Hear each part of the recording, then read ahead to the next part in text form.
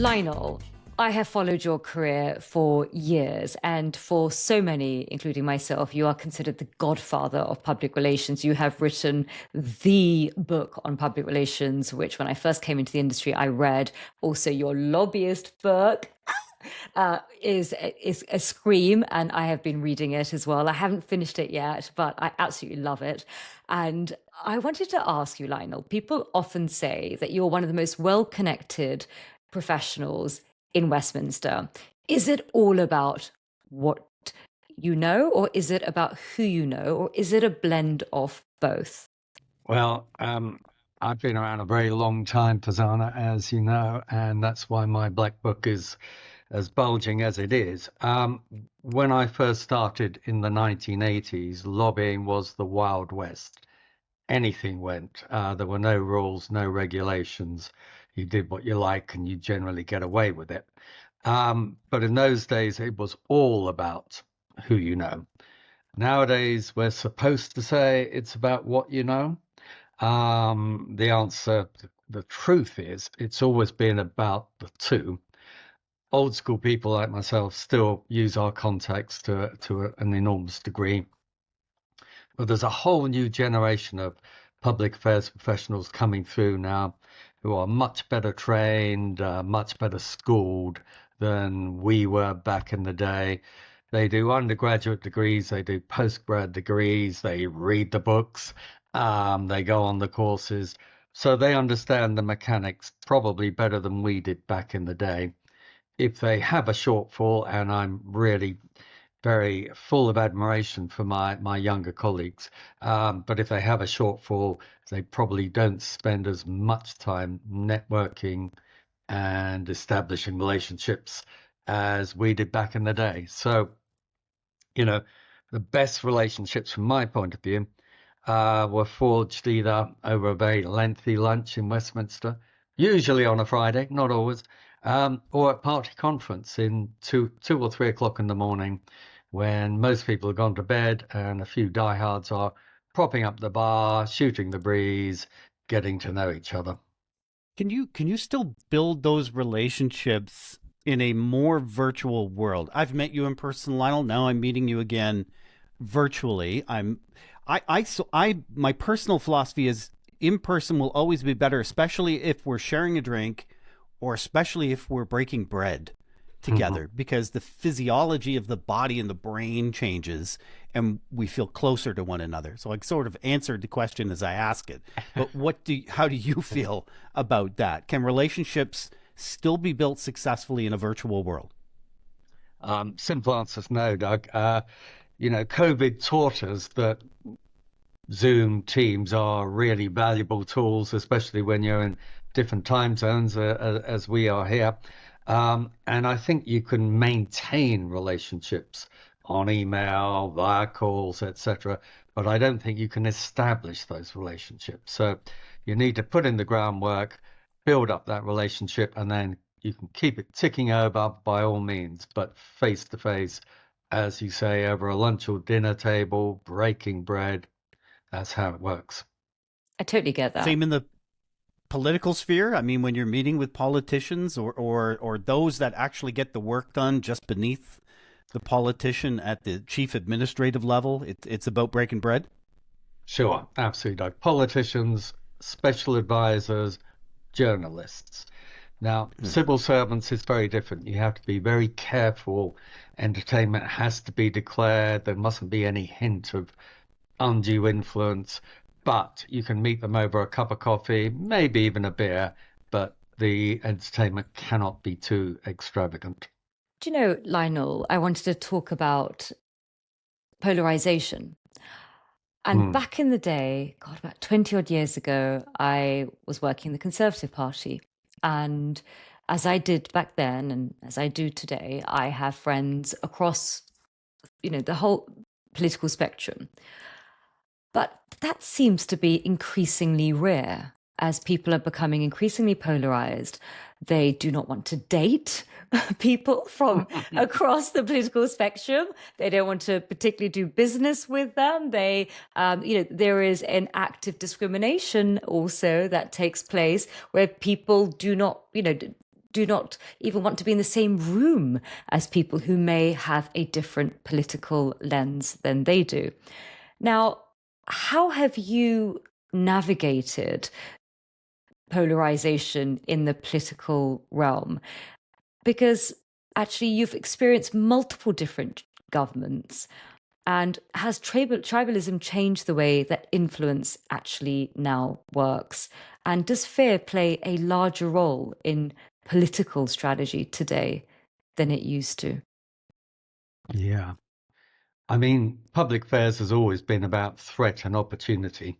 So, whether you're playing that side, either side of the street, those are the two realities. Social media has made things way worse.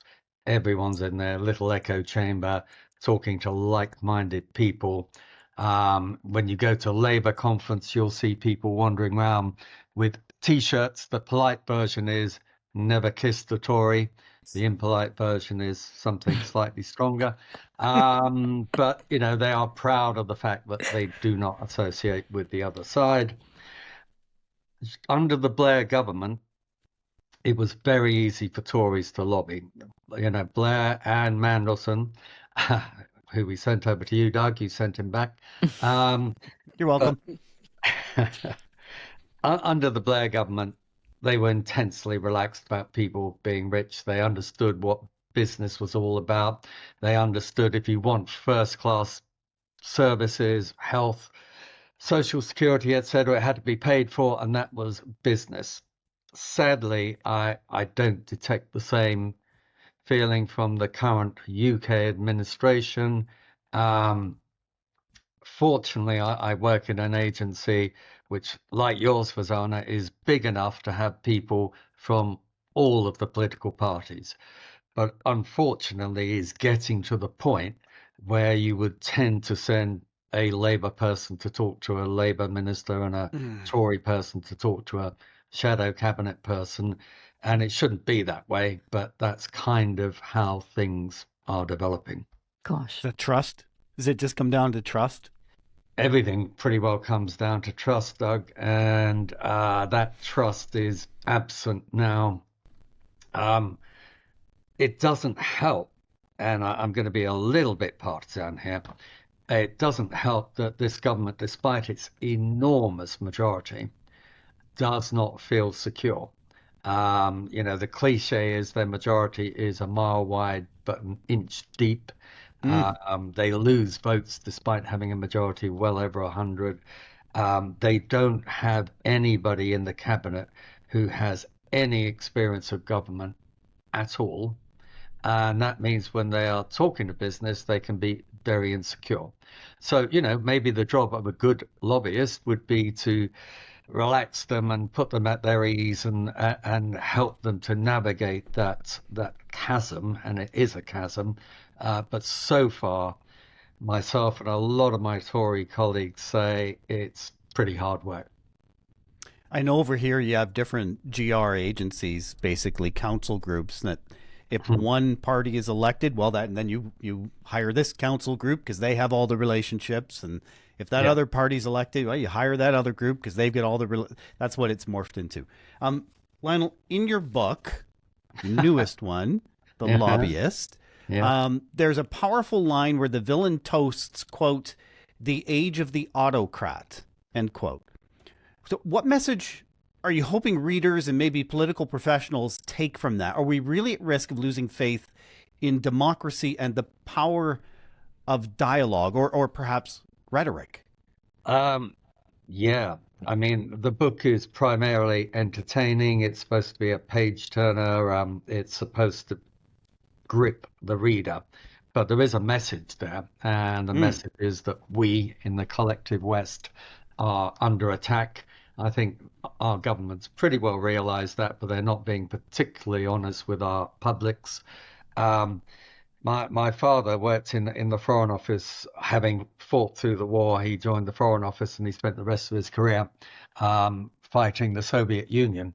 And he always said when the wall came down, that didn't make things better. It just made them murkier. And what we've got nowadays is a loose consortium, or maybe not so loose, of states who absolutely want to see the end of our way of life. I dubbed them the CRINK states: China, Russia, Iran, North Korea. And they are attacking us on a daily basis, not with shells or missiles, but with cyber, with assassination, with social media. We are under attack. And I think our politicians need to level with the public. And so far they haven't. They want to have it both ways, and you can't. We cut off most of our ties with Russia here in the UK, but we still buy their oil and gas. And with China, we know what's happening with the Uyghurs. We know that they have the most surveillance state anywhere in the world. We know they walked into Tibet. We know they want to walk into Taiwan, and yet we continue to take their money and their investment. And the time has got to come pretty quickly when we cease to do so, in my opinion. What's the passage I read one passage from your book. What's the passage in your book that you'd love to share? What stands out to you? Well, there's so many bits that I enjoyed writing. Of course. As a martial artist, I enjoy the martial arts scenes. Maybe they're not to everyone's taste. I made them as approachable as possible. I like the overseas travel bits because I've worked for a large number of overseas governments, and one of the best bits about lobbying, and Farzana will know this, we have something called all-party parliamentary groups, and they shadow countries around the world. And if you are part of the secretariat of that group, you get to take a small group, 3, 4, 5, 6 parliamentarians from different parties away for a whole week, and you show them that country and you introduce them to those leaders, and you have a great time, and you form a bond and a relationship. And there is a passage in that book which is sort of close to life, where I take an all-party group right up to the front line of an active conflict zone, and it was entertaining and enthralling and slightly nerve-wracking at the same time. Gosh, Lionel, you are so brave. I mean, I would have wanted to be the secretariat of the APPG for the Maldives. And I wish. I wish. I'd be the most popular lobbyist in Westminster. Or the politician would love that. My gosh. Lionel, now, a lot of people who aren't familiar with public affairs don't quite understand what it entails. How would you describe public affairs, and how does it differ, if it does, from stakeholder engagement? It does differ, but only in terms of the stakeholder. As I said earlier, a lot of it's about threat and opportunity, but when I do talks on public affairs, I say it's about the 3 Ps. The first P is the really boring one. It's procedure. How does a bit of legislation work its way through both houses of parliament or both houses of Congress? What are the stages of a bill? You have to understand that inside out. Slightly more interesting is policy. Governments are always on the lookout, and opposition parties, for policies that are going to be eye-catching and popular and hopefully workable. But the third P is, of course, people, personalities. That's the real fun bit. That's what I enjoy. Thank if you you. can tick all of those boxes, you'll be a good lobbyist. Brilliant. Awesome. Thank you so Lionel, much, really Lionel. appreciate your time.